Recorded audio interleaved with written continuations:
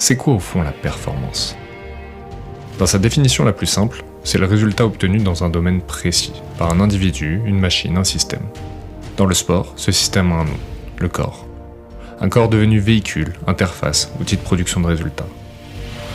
Aujourd'hui, l'athlète professionnel ne laisse plus rien au hasard. Chaque variable est optimisée, contrôlée, mesurée. L'objectif est double, améliorer la performance globale et prolonger la carrière.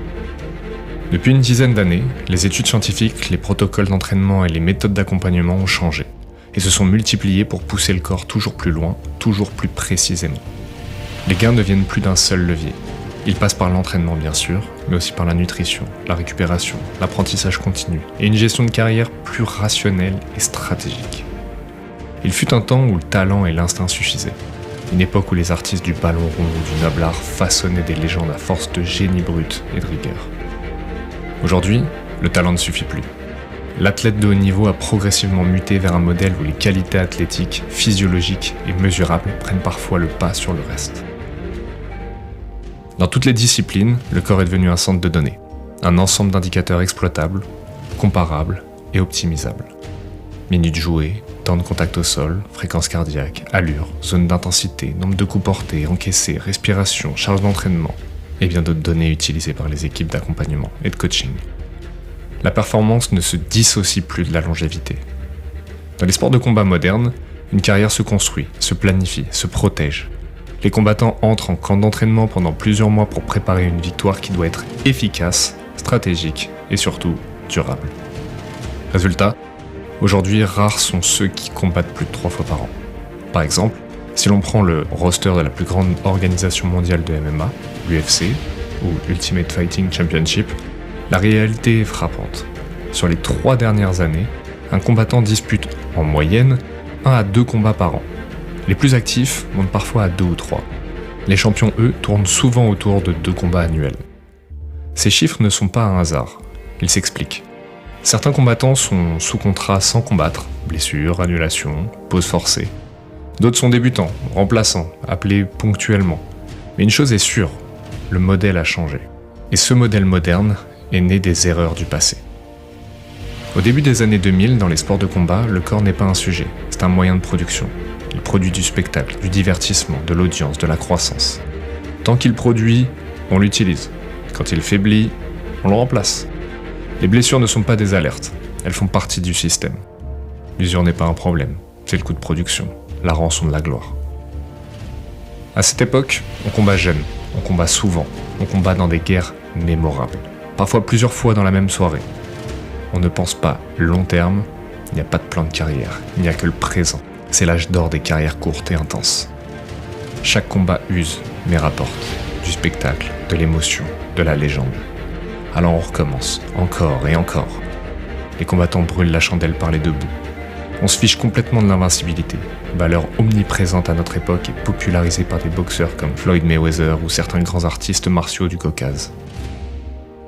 La valeur d'un combattant ne se mesure pas à sa longévité, mais à sa capacité à encaisser, à tomber, à se relever pour livrer la guerre suivante. Et c'est dans ce monde-là, dans cette époque où le corps est inconsommable, qu'émergent 2 frères devenus mythes du MMA, et dont on ne parle pas assez. Aujourd'hui, je vous présente les carrières de Murilo et Mauricio Rua, dit Ninja et Shogun. Vous écoutez Éternel. Murilo naît le premier, le 22 mai 1980, à Curitiba, au Brésil, capitale de l'état de Paraná.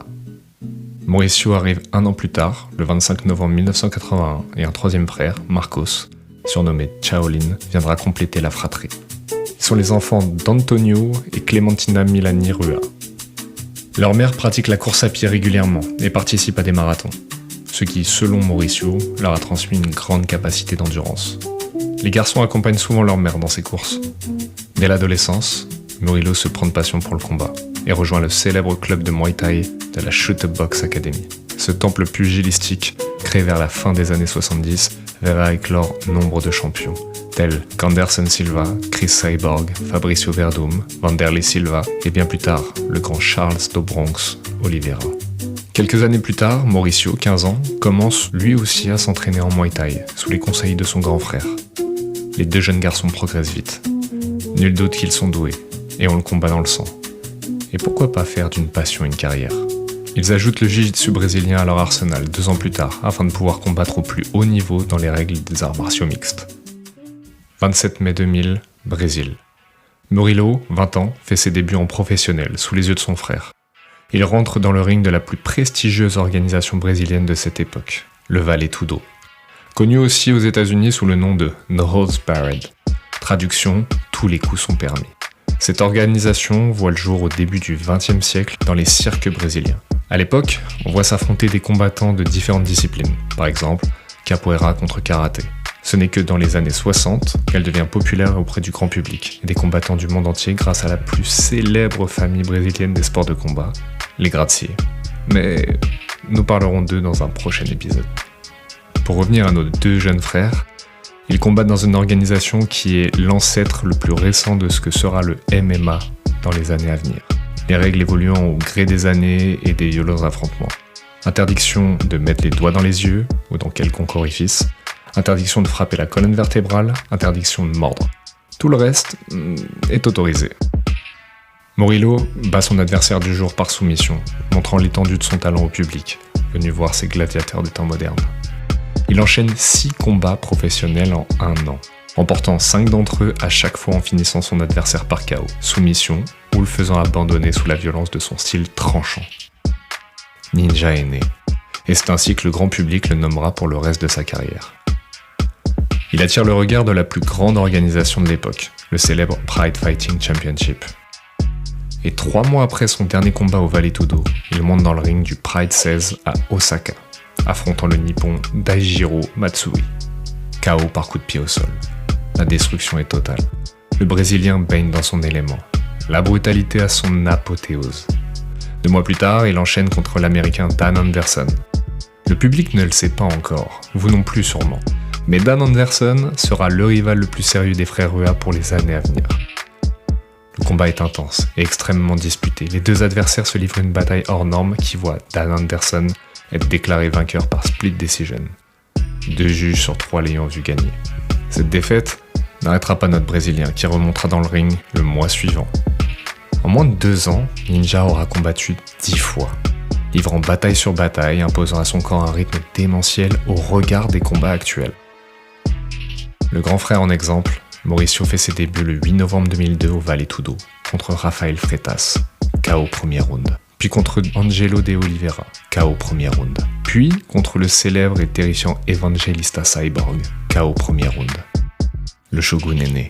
Son style emprunté du Muay Thai, ses violents kicks, son cadrage et sa brutalité en font le digne successeur de son frère.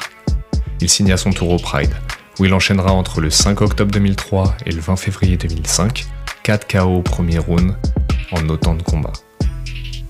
L'année 2005 fera passer Shogun du statut de jeune prodige à légende naissante. Il se qualifie pour le tournoi du Pride Middleweight Grand Prix, catégorie des 205 livres, soit moins de 93 kg. Le 23 avril 2005, Osaka, Japon. Il affronte l'américain Quinton Rampage Jackson. Ce dernier a battu Ninja 2 mois plus tôt dans un combat violemment disputé et dont la décision était plus que controversée. Shogun se doit de laver l'affront. Après que la cloche retentisse, il détruit au premier round l'ennemi, grâce à son clinch en Muay Thai, technique qui consiste à coller au corps à corps afin de placer les genoux.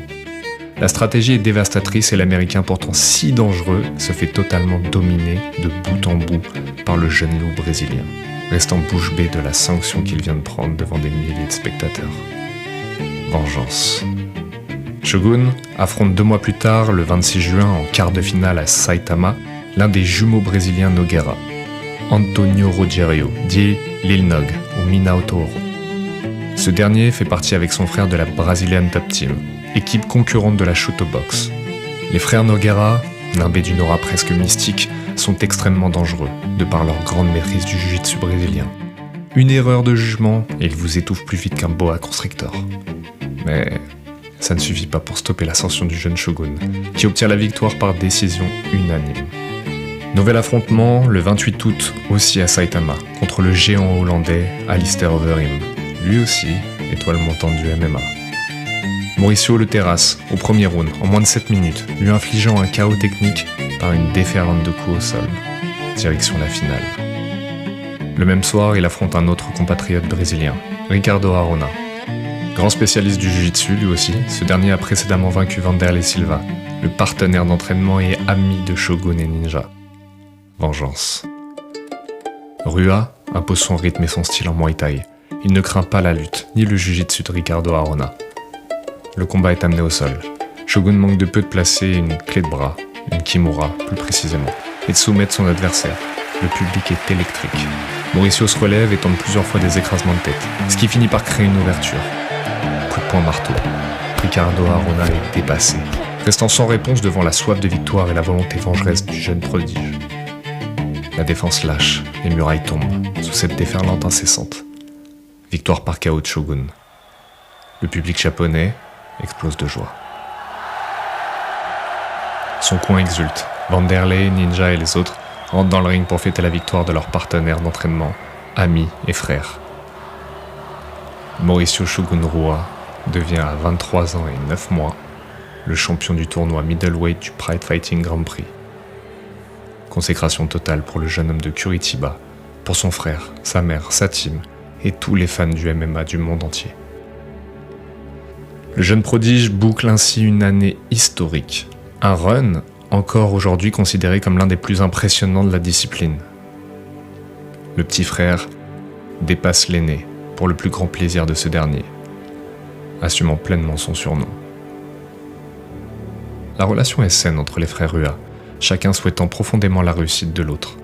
Murilo continue quelques temps au Pride, avant de partir dans une autre organisation à la suite d'une défaite cuisante par KO au premier round lors du premier tour du tournoi welterweight de 2006, les moins de 83 kg.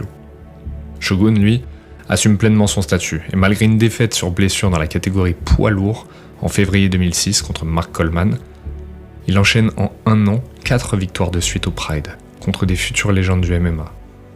Notre Français, Cocorico, Cyril Diabaté, Kevin Randleman, Kazuhiro Nakamura, et de nouveau le géant hollandais, Alistair Overeem, qu'il bat une nouvelle fois par KO, lui ouvrant en grand les portes de l'UFC dès l'arrêt du Pride. Ninja, lui, n'aura pas cette chance. Il fait sa transition vers le Cage Rage, une organisation anglaise fondée en 2002 qui fera faillite quelques années plus tard. Il gagne en juin 2007 le titre Middleweight Elite XC qu'il perdra 3 mois plus tard contre le dangereux Robbie Lawler, futur champion de l'UFC chez les moins de 77 kg. Mais rien ne peut empêcher Ninja d'avancer, de combattre, de continuer d'écrire en gras son histoire dans le grand livre des légendes du MMA. Il retourne au combat 2 mois plus tard, usant un peu plus son capital santé. Shogun, malgré un début raté face à Forrest Griffin contre qui il perd par soumission, enchaîne avec 2 victoires retentissantes par KO. La première, une vengeance, contre Mark Coleman, pour laquelle il gagne le Fight of the Night. La deuxième, contre Chuck Liddell, pour laquelle il gagne le KO of the Night. Chuck Liddell pourtant marchand de sommeil chez les moins de 93 kg. Direction la ceinture. Il tente sa chance pour le titre 6 mois plus tard, le 24 octobre 2009 à Los Angeles, contre son compatriote brésilien, Lyoto Machida. Ce dernier est à cette époque invaincu en 16 combats. Shogun, lui, n'a perdu que 3 fois en 21 affrontements. C'est le choc des titans que tout le monde attend. Prodige contre prodige, karaté contre Muay Thai. Le combat est âpre, sans concession. Les deux héros se rendent coup pour coup, exposant toute l'étendue de leur talent. Au terme de l'affrontement, aucun homme n'a réellement pris le dessus. Machida l'emporte par décision unanime, un verdict qui laisse le public pantois. Mais dans ce sport, une règle demeure. Pour devenir champion, il faut battre le champion. Le 8 mai 2010, Montréal, Québec. Après un premier duel d'exception, la revanche s'impose comme une évidence dramatique presque cinématographique. Quand 2 adversaires d'un tel niveau se rencontrent à nouveau, le combat dépasse le sport. La cloche retentit. Les 2 protagonistes se jettent dans la bataille. Shogun cadre, déclenchant kick et en anglaise, afin de garder le centre du ring. Machida ne réussit pas à imposer son karaté et son timing. Il se jette de plus en plus, exactement comme Shogun l'a préparé. Direct du bras arrière en contre sur une tentative de Machida. Lyoto tombe. Shogun le finit au sol de ses poings. Il n'y aura pas de décision des juges cette fois. Pour devenir champion, vous devez battre le champion. Shogun est venu, a vu et a vaincu. Il s'empare de la ceinture des moins de 93 kg et rentre dans un cercle très fermé avec Mark Coleman, ceux qui ont été champions du Pride FC et à l'UFC. Il est à son sommet. Shogun n'a plus rien à prouver. Il appartient déjà à l'éternité du MMA. Le 19 mars 2011, Newark, New Jersey. Mauricio devait rencontrer l'ancien champion de la catégorie, Rashad Evans, pour sa première défense de titre. Mais ce dernier s'est blessé au genou. C'est donc son partenaire d'entraînement qui aura le droit de tenter sa chance. Un jeune prodige de 23 ans, dont le nom commence à résonner de plus en plus fort chez les fans de MMA. Jon Jones. 1m93, 93 kg et une allonge de 2m05. La plus grande de l'UFC. Plus grande que le plus grand poids lourd. Toujours invaincu. Enfin, pas tout à fait.